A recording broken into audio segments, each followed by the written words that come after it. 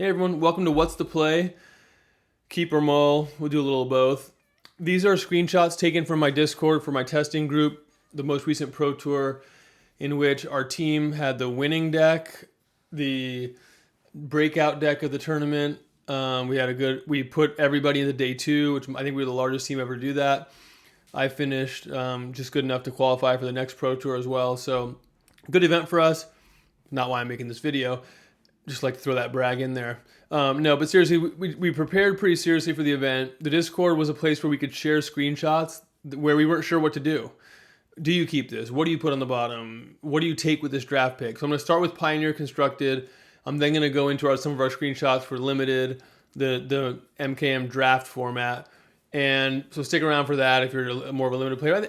Some of these lessons are general. But either way, I think this is good study. First of all, you're going to have to orient yourself towards game states that you're coming into fresh. It's just good practice, I think, figuring out what matters. And that's good, just sort of sensory exercise. How quickly can you focus in on the most important variables that would impact a decision if you're staring over someone's shoulder? Obviously, in-game, you're going to have more context coming in. That's not necessarily the exercise in-game, but in practice, it can also be good to do that just to sort of come in fresh, take a fresh look, and see what you can notice. So let's dive in. We're going to start with Pioneer Constructed, work our way into Limited once those are done. All right. So in Pioneer Constructed, we actually played the Rakdos Vampires deck, famously now. We were testing a lot of mono black vampires. We were playing a lot of blue-red Phoenix, a lot of blue-white control. We thought the most popular decks that would be submitted were blue-red Phoenix and blue-white control. And we thought that Vampires was our most exciting deck. So you'll see a lot of it comes out of that context. This first one, you guys keeping these types of hands with Rakdos mid. I think this is before we were on the Vampires. I think these are mostly in chronological order. So this is just Rakdos mid-range. On the draw, obviously. So it looks like unknown opponent on the draw. And themes here, I think this is a mulligan. As far as themes, there's a couple. First of all, Pathway is not a super reliable only land. You don't know. You have a decision on turn one. It may impact how many outs you have on turn two. But also, you want to look at hands that need some kind of run of luck to get there. And look at how powerful are they if they get there. Obviously, this is a keep if two of your top three cards are land, but it's not like you're some kind of overwhelming favorite. You don't have any play turn one, Thoughtseize, or Fatal Push. You're on the draw. Those cards are pretty powerful plays on the draw, things to do with one mana, etc., etc. They're not here. So if one of these random 3-drops is a Thoughtseize, now I'm at least taking a harder look at it. I think this one's a pretty clear mulligan. So I think some of the lessons there are just like how powerful is the hand if it gets there. And because we don't want to either automatically mull or automatically keep using some heuristic like, well, I only need a land or two and I'll be fine. I've got stomp. Like, we don't want to and I've got 3 things I can do on 2 mana, so therefore I think it's a keep. You don't want to use those shortcuts unless you have to. But overall, I think the power level when you get there not high enough. I'm going to mull. Okay, here we have Rakdos mid-range again, but this time it's what do you take if you Thoughtseize your opponent on your turn 2. What the opponent's done here is not played Thoughtseize because Bitter Triumph discarding the Parhelion would actually permit this player to then, if they draw White Source, play Greasefang and go off. So I would not Thoughtseize Parhelion Jr. Get that out of the way. So we're not gonna Thoughtseize that. Our hand, so do you Thoughtseize? Well, obviously it's going to depend on how important is your most powerful card. Here, our Fable is pretty good, but, I wouldn't say critical. We have another turn 3 play in Bonecrusher Giant. We've got all of our cards right now are at least somewhat relevant. It might be nice to cycle lands. It's not a must-have. I don't love taking Thoughtseize either, especially because, look, Bitter Triumph would take away the opponent's ability to sort of combo off in the sense that they would need to hit a land to play the Greasefang and something to put equipment in the graveyard. Having said all that, this game is not going to end quickly, I don't think, even if my opponent misses a land drop once or twice. I would just take the Grease Fang. I think that you want to sort of... Fatal Push is not always going to be on. You don't want to get cheesed out that way. And I just think it's better to take that and try to manage the game where, yeah, you may have to grind against the Seeker's Chariot. You may get your Fable Thoughtseize. None of that is great, but I still think I would take the Grease Fang. I would be a little bit reluctant to take the Thoughtseize and leave them with the combo, everything short of a white mana and a target. And then I'd be reluctant to take Bitter Triumph because I think there are sufficient number of ways to get an equipment into the graveyard, or a vehicle rather than equipment. So I would take the Grease Fang here. Close one though, not overwhelmingly on Grease Fang, but I would take it. All right. Paul says, Mull to 6, game 1. Opponent kept and did not reveal a companion. What would you bottom? So we're keeping. What would you bottom? And playing Amalia, does it say whether we're on the draw or the play? It doesn't. So let's look at it both ways. Well, first of all, I think this is a pretty routine, for me at least. This is a pretty easy bottom of one of the lands. Why do I say that? Well, these decks that just play like these Amalia decks, these decks that play like a number of little critters, and then they have Collected Company, a Court of Calling. Yeah, you could potentially draw all spells and not be able to cast your Collected Company. But in that situation, whether on the play or the draw, okay, I've got other things to do. There's not necessarily a sprint to Collect the Company. So I just think that these types of decks, when they've mulliganed and they've got they've got plenty of low impact cards in their deck, are way more vulnerable to flooding than to mana hose in general. And then applying that general framework to this particular hand, I also think this particular hand is more prone to flooding. I mean, it's sort of, if I draw all spells, I'm likely to put some of those spells on the battlefield. My Court of Calling might even be castable on turn 4 if my Collected Company isn't. And then I'm likely to just draw, land at some point relatively soon, if not right on time. And I don't have much use for my 5th, 6th, 7th land. So all that leans me towards putting that land on the bottom. Now, if I have all the mana I need, I'm going to put Mana Confluence on the bottom, save life. However, Skyclave Apparition costs 1 white.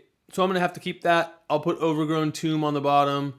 I guess there's an argument to be made for putting one of the fast lands on the Blooming March rather. If you have a lot of them in your deck, you could maybe mitigate some. I would just put the Overgrown Tomb on the bottom though. I think it's not likely enough to come up. And that's player draw. I think I would do the same thing either way. Keep or mull on the play. Opponent did not reveal a companion. So here, I think the thing that I would be worried about here, if I was coaching somebody, my student comes to me with this hand, I would say we might have to sort of untrain your brain that might be running a heuristic that, hey, this Aetherflux Reservoir is sort of a mulligan. It is it's not going to be that useful a card to have in my opening hand. It's like sort of, I want to have it in my deck. If I combo off, I can surveil it to the top, and that's all great, but I don't really want it in my hand, so I sort of have already mulliganed. But there's a couple things to point out there. First of all, is like, if you want to treat it that way, well, this would certainly be a keep on 6, so what am I hoping for? This is an above average hand on 6. The second thing is that that's not really here nor there. That the fact that it's acting as a mulligan, well, sure, but you have to look at what's the strength of this hand relative to the average strength of my hand when I take my first mulligan. Like, what's the resulting hand that I keep? What's its average strength versus this one?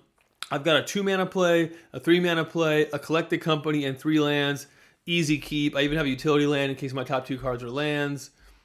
Yeah, this one's pretty simple. I think maybe whoever's handing me this, in this case, whoever's handing me this, I think maybe got tripped up on the fact that you have a card that sort of feels like I've already mulliganed.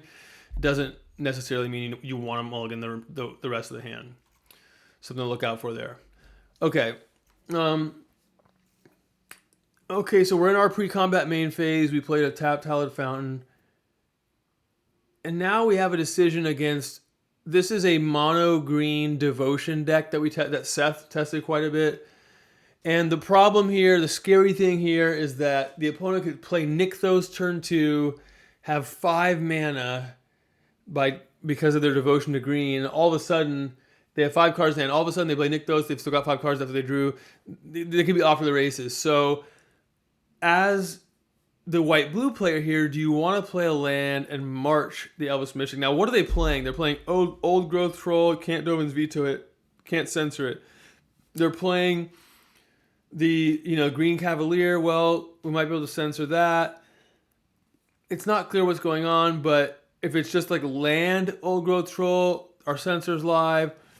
But if the opponent is sort of like relying on that Elvish Mystic both for a devotion and a green, then maybe marching it. Now the opponent can't really do anything scary. So this looks pretty close to me. Why does it look close? Because there's really just, again, the fact that it's not super scary when my opponent doesn't have the Mystic and they only have the second land doesn't really do anything. They need to get 3 land to get the Nykthos. And the March, although it can get rid of an Old Growth Troll, well, if I get rid of the Elf, maybe I'm playing in a way that Censor might be able to get the Old Growth Troll. So I would, be very tempted to march here. The argument for Island is that, well, if the opponent happens to play one of their few non-creature spells, like if their turn is land, Archew's Charm, well, that's an instant, so that's sort of problematic, but it could get Dovin's Veto at some point. And if you've got, if they want to have Oath of Nissa, you could Dovin's Veto it. Looking at this in total, I think I would march the Elf. I think that you want to taking away the God draw here. Also, I think slows down the opponent enough that my Censor becomes more live. My Deduce becomes more. Just the fact that I'm not just going to get blown off the table just matters a lot. So I would go ahead and do that, but it's close. All right, let's head to the next one. Paul says, Sperling, don't look. That means he was playing against me while he's posting this. So my first what's the play is, should I have looked during the game? My second, on the draw versus blue-white control. Cavern, Mutavault, Duress, Thoughtseize, Sorin. So here, the first place my mind goes is one of the heuristics I actually like, one of the voices in the back of my head, if you want to say it that way. When a hand needs more than one thing from the top of the library, especially the faster it needs those things, it's almost always a mulligan.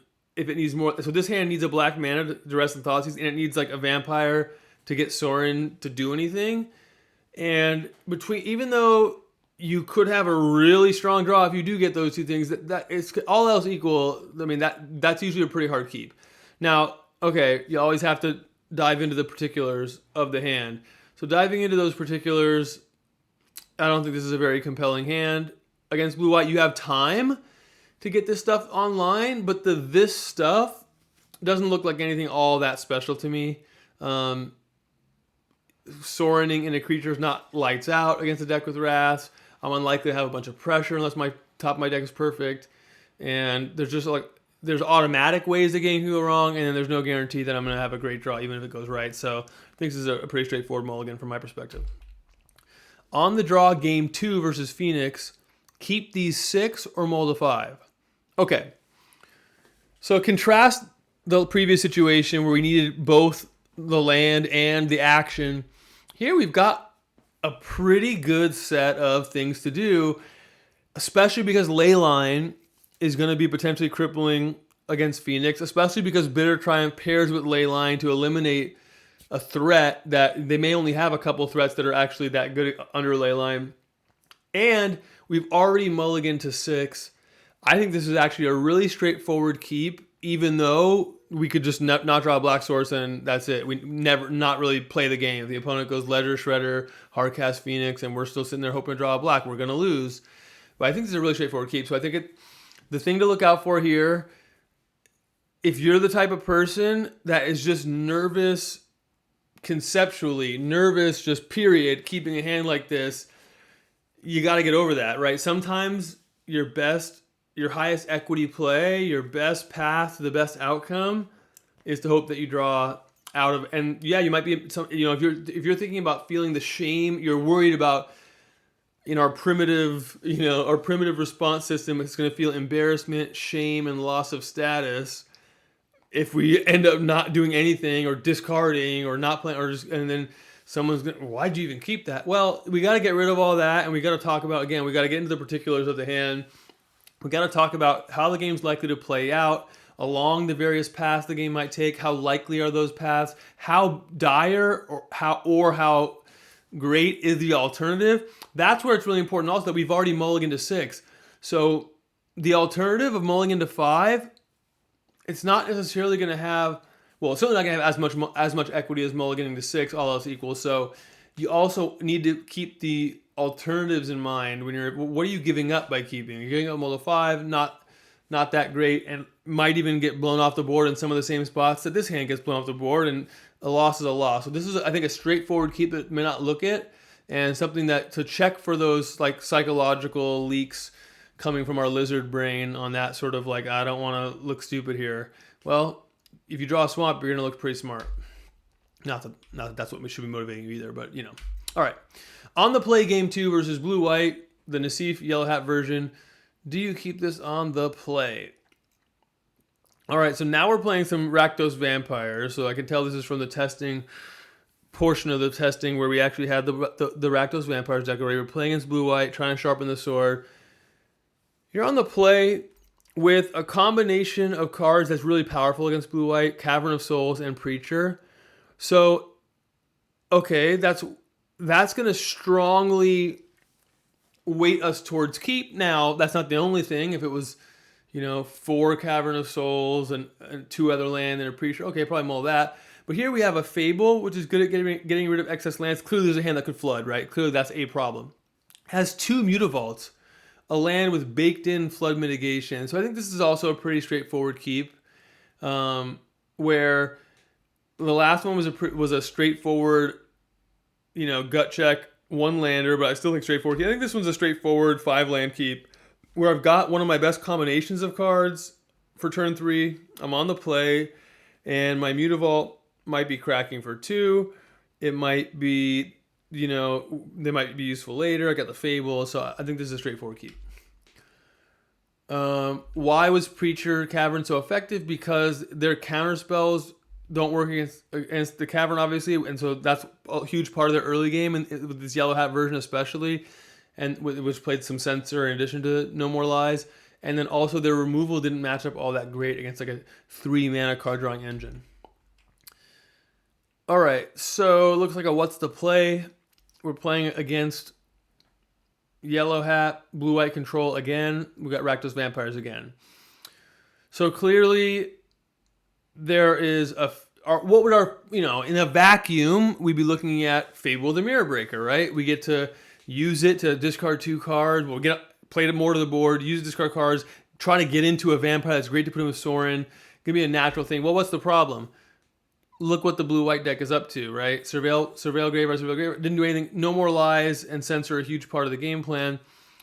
The deck also plays sweepers. So I remember some of the commentary on this one was like, well, I'm worried about sweeper if I just like run the Bloodtithe Harvester out there. I don't want to get swept away. So the first person recommended, play the Fable. Yeah, I expected to get counter, but I got to work through those counters. I disagree with that. I think the play is Bloodtithe Harvester.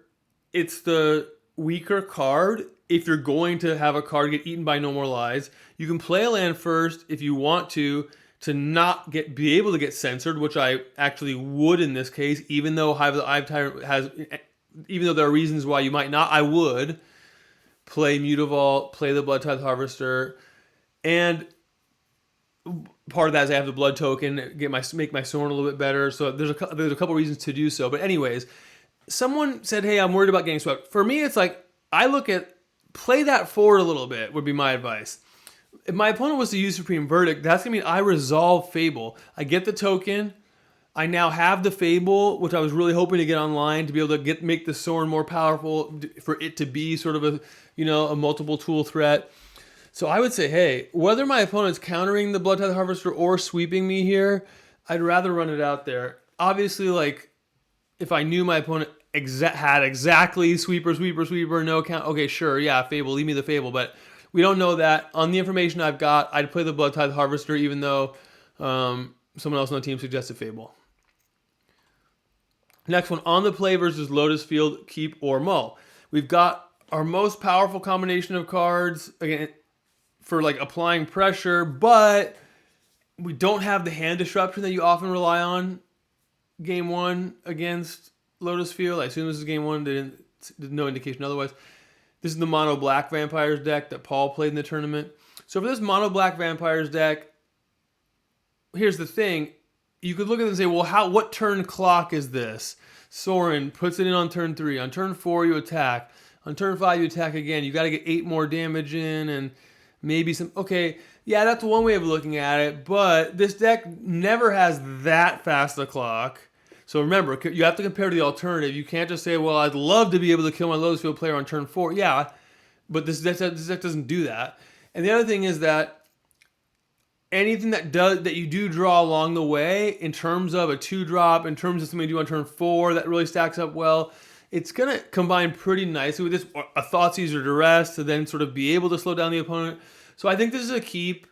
I think that the combo is powerful enough. It's putting enough pressure on it that I've got some... I mean, there's going to be a lot of live draws on that first draw step to get something out there to the board. And this deck is just understanding sort of what kind of animal you are. It's not that fast a deck anyways. So I'm going to end up with something that's probably pretty close to my best clock. In a post-sideboard game where I've got some sideboard tools, I've got a bunch of damping spheres I know that Paul played, where now like something like Duress, you play a damping sphere, play a mediocre... I mean, that's now in play. Okay, maybe that would move the needle for me here, and I might choose to go ahead and mulligan this. But for a game one, I think you just take your chances. Okay, what is the next one? We've got game 2 on the draw versus Phoenix. Keep 7. Question mark. So instead of having Leyline here, we have unlicensed Hearse. I think that makes a pretty big difference. Now, what do we have in the meantime while we... So, the nice thing about this hand, if I draw lands, I'm doing exactly what I hope to be doing against Phoenix. Thoughtseize you. Fatal Push, perhaps, against a Ledger Shredder. Unlicensed Hearse. Keep that graveyard under control. I mean, all the way up to Sheoldred, all the way up to the combo. So I've got like the dream draw. Oftentimes on the draw, like the dream draw, just missing a land or two, might be a keep. So initially, it's got that flavor to it. It looks like it might be a keep. But let's look at what's going on in the meantime is another thing to look at. Like if I don't hit that second land, if I got to wait a turn for that, and I got to wait a turn, or I have to wait a turn for my third land, well, the fact that I've got Thoughtseize, Fatal Push, and then I've got Unlicensed Hearse maybe for that turn that I'm waiting for the third land, I think this is a keep. I think when you have like a super high ceiling, that your equity is not going to suffer too much by the fact that your losses are going to be maybe, never play a second land, blowout loss. Remember, when you report who won the game to the tournament organizer to get your match points, you don't lose extra points because you lost even more. So again, this is another one where I think if we can use the rational part of our brain and not the lizard brain, don't be afraid of looking stupid, I think it's a keep. So we got some themes emerging already, even though we're just looking at a random smattering of screenshots I pulled off the Discord. You can see some of the themes that guide me and that I think ought to guide you in these sorts of mulligan decisions. All right, Keeper Mull game 1 versus Convoke. Opponents on the play. So we're on the draw. Opponent mulled to 6. Now, there's a spoiler in the way the person posted this. They obviously kept it. They've narrowed it down to these 7 cards. So this was their opening hand. I think they kept it for a very good reason. I mean, the Vampires deck didn't match up all that well against Convoke game 1, but Thoughtseizing them a couple times was certainly a way to make the power level of their deck much lower and much more sort of on the fair end of the spectrum of how decks curve out. Plus, the opponent mulled to 6, and getting double Thoughtseize when you mull to 6 is not a fun experience for almost any deck. You've got the tools to do that here. You've also got a Smuggler's Copter and a Mutavault to is that the world's best, way to close somebody out? No. Are those awesome tools against the red-white aggro deck? I mean, not necessarily, but there's enough going on here that I think is a clear keep. My last one from the Pioneer Constructed section, we almost submitted Galta and Mavrin for the tournament. So this is a 12/12 vampire that costs 7. It's basically only good with Sorin, and we almost played it. Now, it was actually kind of nice in black-red. That this is it in mono-black. But in black-red, it was kind of even nice because you could discard it to blood. I mean, it's sort of weird to put a card in your deck aspiring discard to Fable, discard to Blood Token, but obviously you're saying, hey, if I combo... Remember, we thought Phoenix would be the most played deck. It was. That was a big part of it. Because if you put this thing out there against Phoenix turn 3, that's it. Game's over. Okay, do I keep this on the play? Having just said that, on the play versus Phoenix game 1, they usually have a couple Spell Pierce that could disrupt what you're doing. Yeah, I mean, I don't know why you wouldn't keep it, because you have a couple things to do early to keep them off the board, and then if you play Sorin and Galta, you're gonna win. You have 2 lands, so I don't know. I think the logic here again is maybe just like how scared. I mean, if it gets Spell Pierce, I'm gonna lose. If I don't, like, there are a couple ways to lose, but I don't think that when you mulligan to 6, you're guaranteed to beat the opponent's turn 3 Spell Pierce and whatever else they have going on. That's the thing also. Remember, don't lose sight. The boogeyman oftentimes is what could go wrong with the hand. And well, if you're wired that way. Some people who keep too much are wired the other way, where they're thinking about what could go right, and they wouldn't think for 5 seconds. But this hand, understand where your biases are, which way do you lean. If you're the person that sort of sees the boogeyman, that's worried about embarrassing themselves, or just worried about losing a game because they can envision, and you're using that sort of, the visual cortex now is going, oh man. So again, it's that lizard brain or whatever that's just saying, like, look, because I can picture a scenario, doesn't mean that scenario is going to happen, doesn't mean it's the most likely, doesn't mean it's the most relevant scenario for me analyzing whether to keep them. And that's the case here. Yeah, can I envision getting Spell Pierce and then having these 6 and 7 mana cards in my hand, never doing anything? Can I imagine not drawing a 3rd land? Of course. But just because I can envision it doesn't mean that's what I should be using to make my decision. So I would certainly be telling the person who sent me this screenshot that you got to be careful about picturing the worst case scenario and making your decision based on that. All right, so that's it for Pioneer. Unfortunately, we didn't, I was hoping to, maybe I could have spiked that value of that card too, but it was just Sorin. All right, and Vein Ripper. Let's move to the draft section. This is Murder Karlov Manor booster draft, which was 6 rounds of the Pro Tour, where Pioneer Constructed was 10 rounds. I didn't get a chance to do as many drafts as I would have liked, but between the practice drafts, the Pro Tour, the draft open, that was, a week or 2 after the Pro Tour, I guess a week after, I've done a good amount of drafts, and now I'm ready to unpack what my team sent me regarding, or sent the rest of the team regarding, hey, keeper mull, what do I pick? How do I build my deck? And limited tends to skew more towards what do I pick? How do I build my deck? These are the decisions that are easy to share that we sort of mull over, but there's maybe some play ones as well. Okay. This player's selected first pick Murder already, and then they get past this pack. It has Aurelia, 5 mana 4/4, Flying Vigilance Haste with 2 abilities that trigger when anyone attacks with 3 or 5 creatures. Great card. There's also a second Murder. Second, if you select it, it would be your second Murder in the pack. And then there are cards that have neither the quality of being on color or being as powerful as Aurelia. So do I want to take the most powerful card in the pack, Aurelia, or do I want to stay on color, Murder? I think this is an easy pick. I think this is Aurelia because, first of all, the first couple picks in a draft, I mean, sort of ought to be about the ceiling. You don't know what's coming in terms of black. And the fact that my person to my right is willing to pass this Boros bomb rare is certainly a signal of sorts. More important than that, I don't think Murder is all that great in this format. I think that, people were down on removal generally. Murder is fine. It's good. I'm going to put it in my deck. I think at one point we got 2 down on it. Reed Duke said, I plan to draft Murder and put it in my black deck. Just sort of like, he was just like putting his foot down, all the trash talk we were saying about Murder. But okay. That's fine. Having 2 Murders, well, there's some diminishing returns because when removal is bad and you have a million of them in your deck, they're all going to be bad, and whereas the first removal you draw is often the most valuable piece of removal. I would just take the Aurelia, understand that yes, now that is sort of almost abandoning Murder, or if it's going to at least be painful if I get back into it. I could still be, white-black, splash the Aurelia, but anyways, I'm just going to go for that ceiling. I'm not going to get married to my first pick to the extent that I'm willing to have my second pick be such a downgrade in quality from Aurelia to Murder. So I would be prepared to switch here or splash. I wouldn't want to be red-black in this format. I don't think it's very good, but I can imagine being a 3-color deck that includes, red and black, and probably, all that to say, and murder's not very splashable, so I'm either going to be off the murder or likely white-black touching red.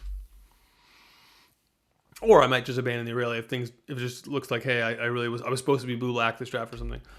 On the draw against a slower blue-black deck, this player's already mulled to 6. What do you put back?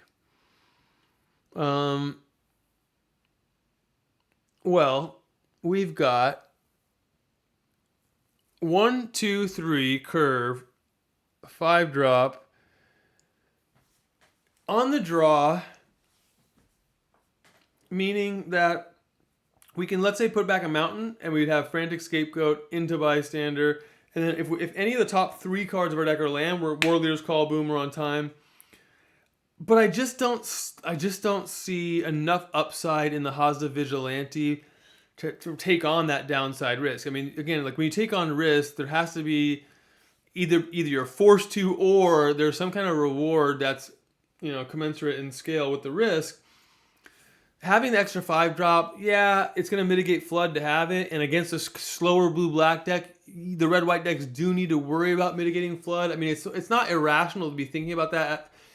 But I would still just bottom the 5, take my curve, and understand that, yeah, this might be a game where I draw a land or 2 more than I need to. But I'm going to make sure this awesome 1, 2, 3 curve that's going to put me way ahead a huge chunk of the time is there and not take on that risk. So I would put the 5 drop back. It's maybe closer than it looks to anyone who thinks it's automatic put the 5 drop back. But I would put the 5 drop back. This is me posting Keeper Mull on the play. I'm in a relatively standard red-white aggressive deck with a good curve.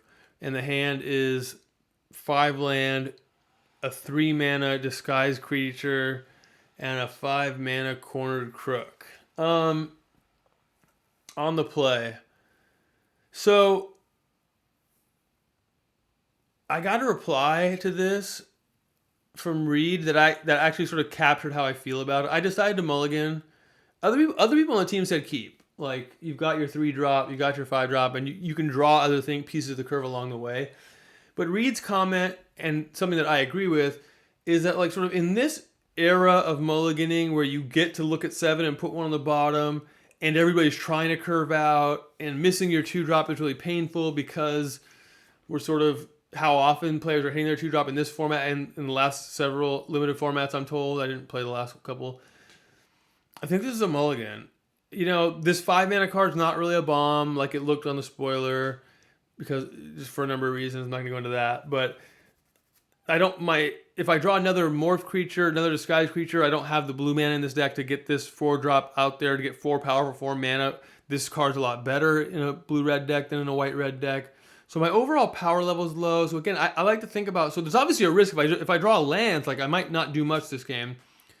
And then the upside that this hand offers, it's just not there. Just mulligan it.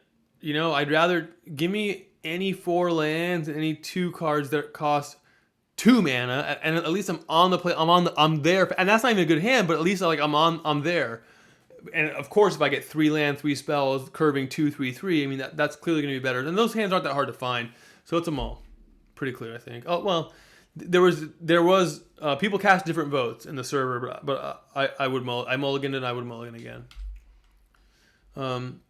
This person this is gonna be hard to see, but they've got a blue-red deck with 2 Gravestone Strider and a Lazav.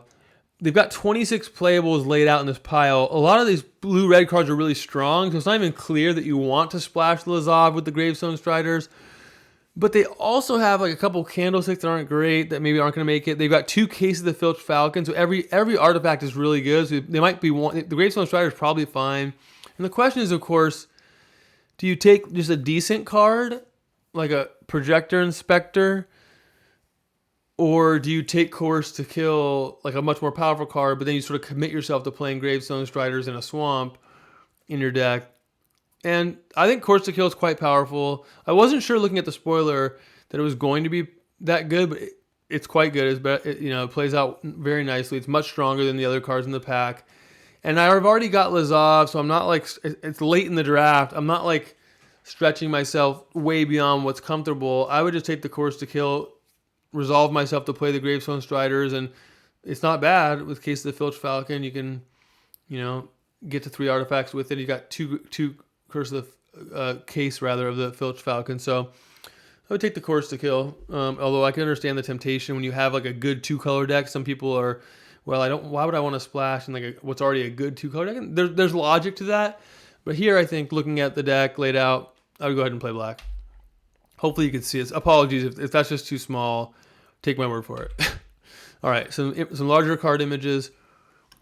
Person posted this. Teammate says, is this too much removal? If so, which 3-mana removal do I cut? Just sort of worried about being overloaded on 3-mana removal that we weren't that high on in the first place. And I actually started looking at this. I was staring at this picture. Here's my initial thought about how to construct a red-black deck with a lot of removal. I think you want to be really cautious about combat tricks and equipment in a deck that has a lot of removal in it, because there are a lot of permutations of cards when you do that just don't work well together. It's not like if you have 1/2/1 creature out, it might die, and then now you've got removal, pump spell. I wish that pump spell was any. That's going to happen fairly often, where you just like have the removal to stop your opponent from doing something. So they're not even like, they might not even have the creature to engage in creature combat. Might not be interested in it. And then you've got these like pump spells that can really disrupt that can combine with removal spells to leave huge gaps in your curve. So I would just try to play high impact creatures. There's also Snarling Gorehounds, is like a low impact creature. Also a dangerous concept with the removal. What happens when you have tricks, low impact creatures, and removal and lands? You better have a good outlet for those lands, because you're going to prolong the game with your removal. You'll draw a bunch of land. You'll flood. Your high impact creature gets killed by one of their pieces of removal, and then your low impact creature sitting there dealing 1 a turn. So I would be very careful constructing a deck this way. I think of the 27 cards, I'm looking to get some combat tricks out, equipment, Snarling Gorehound. Maybe I'll play one, maybe not. And I mean, nice thing about Gorehound, it gives you it's some mitigation against flood. So okay, that one fine. But the combat tricks, maybe 1 Gorehound. Try to play higher impact. At least just like understand what does it mean to prolong game with removal. And I wouldn't feel that, even though removal is not great in this format, I wouldn't feel compelled to start trimming on it. However, the longer I stare at this picture, I noticed that Etrata Deadly Fugitive, I think it's called, up there on the sideboard, it's pretty interesting that with 3 Repeat Offender, which is an assassin, that's like the better than all the red cards. Not combined, but like that would be one of maybe the best card in this deck if you can get blue. So I would actually spread this out as like, what if I play black, splash red, splash blue? If I can, and Judith's overrated anyways, but I'm going to play her in a deck with this much removal. What if I could just touch red for Deadly Complications, Judith, maybe Connecting the Dots? Sure, I'll play my shock, but that's about it. So anyways, I think I would have taken a hard look at mono black, splash red, splash blue for gold cards, and just understand that this card is insanely good with this two mana creature, assuming I'm not misremembering that that's an assassin. All right. Would you guys play a swamp in this deck? Paul asks, of a deck that is green-white, but it has 4 disguised creatures that have a black mana in the casting cost, but not a requirement that you have black to flip them. And 2 Topiary Panthers to find the swamp. Some demands on the mana in terms of early plays that are white, early plays that are green, and a green-white-white bomb in Tolsimir. I would still play a swamp in this deck. I found that, well, first of all, again, just to like avoid the pattern matching, not thinking deeply, the trap here would be normally you don't want to play the splash land just because you've got one of these, a morph or 2 to unmorph. and then, well, this will let you hard cast it. Why do the particulars here differ from that? Well, I've got 4 of them, and these cards are pretty poor rate when you put them face down. Both of these, the Rakish Scoundrel and the Sanguine Savior. So the fact that like it's a totally plausible way the game might curve out. Topiary Panther would get land cycled on turn 2. I happen to have a forest and a plains. Okay, that's not, none of this is far-fetched. I go get the swamp, and now my Sanguine Savior comes in face up, and or my Rakish Scoundrel comes in face up, and I'm getting a decent rate when I've got other stuff to do later. I mean, I'm in on the swamp here. Even though more often, I mean, if this has come up for me a bunch, do I put the answer most of the time, almost always, is no. Just pay the red to flip up your Thopter guy or whatever. Here I would play the swamp. Topiary Panther finding it, and the fact that these cards are so much worse on rate when they're morphed. Or disguised, excuse me. Alright. This is a player asking, how good do people think Maverick Thopterist is? So they started putting the cards in the pack where you can get a random card from the list, although it's not a random from any card ever. There's actually like a curated section of the list where you can figure out like there are, I don't know, 30 different possibilities. But it doesn't happen often, but you could open, Tyler's Tracker if you're lucky, Maverick Thopterist if you're lucky, and then there are some cards that are less lucky. Okay, but the lesson here, so should I take Lost in the Maze, a card I know is good, or should I take Maverick Thopterist, a card that kind of looks good, but I'm not sure? There's just data on 17 lands. Now, maybe when this person posted this, there wasn't. I don't know. But the 17lands.com data does show you that this card is a massive overperformer in terms of what happens when I put it in my deck to my win rate, what happens to my win rate when I draw it among decks that have it, all the numbers that indicate sort of how well a card is performing. This card performs great. So it's not a close pick. And you know it if you've taken a look at 17 lands, you've looked at outliers, or you've glanced over the data and looked. I think any way of digesting that information that includes those cards on the list, you leave with the impression that Maverick Thopter is a good card. And it doesn't take that long to get that. So just a note there on preparation.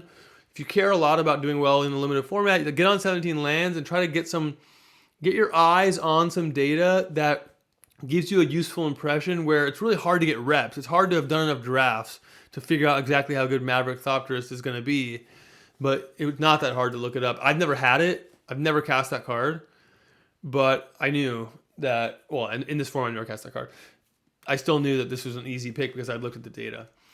All right, so that's it for today. I'm going to leave you with a plug for my team Playing with Power. If you like, so this is just me giving some content about some decisions, but if you want to actually watch exciting, engaging gameplay, if you want to learn what cEDH is all about, if you want to know what my team Playing with Power is all about, head to their YouTube channel as well. So give a quick plug to them, and the logo's here on the title slide.